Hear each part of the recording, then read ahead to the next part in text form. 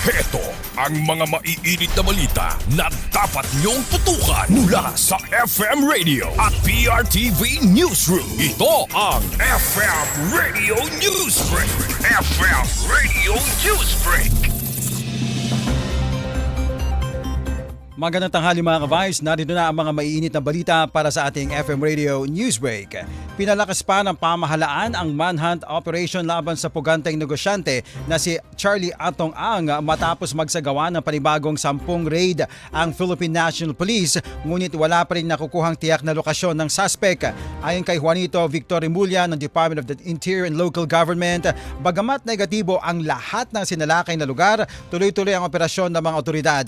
Una nang tinaas sa 20 million pesos ang reward money na iniaalok para sa sinumang makapagbibigay ng impormasyon sa kinaroroonan naman ni Ang. FM Radio Newsbreak. FM Radio Newsbreak. Samantala sa iba pa mga balita, nananatiling neutral ang prosecution ng International Criminal Court sa mosyon ng kampo ni dating Pangulong Rodrigo Duterte na ipawalang bisa ang pagkakatalaga sa 3 abogado ng mga biktima ng drug war. Sa 3 pahinang dokumentong may petsang February 16 at nilagdaan ni Deputy Prosecutor Mami Mandiaya Niang, sinabi ng prosecution sa ICC Pre-Trial Chamber na hindi ito tutol o pumapabor sa hiling ng depensa. Nauna nang hiniling ng kampo ni Duterte na i-disqualify ang 3 legal representatives dahil umano sa conflict of interest at suspindihin ang kanilang access sa mga records ng kaso habang wala pang desisyon ang korte.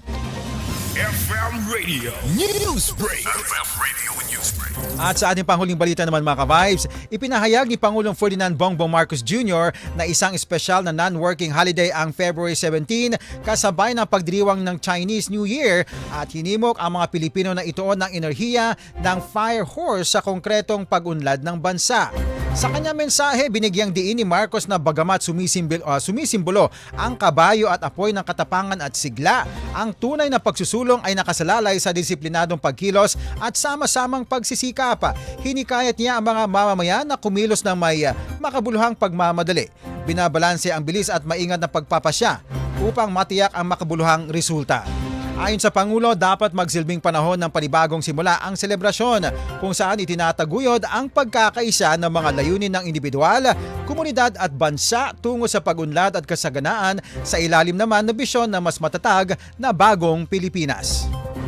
FM Radio Newsbreak. FM Radio Newsbreak. At yan mga ka-Vibes ang buong kalipunan ng ating pagbabalita para sa ating FM Radio Newsbreak. Ako po si Cherubim Ganaden, ang inyong naging tagapagbalita. Magandang tanghali.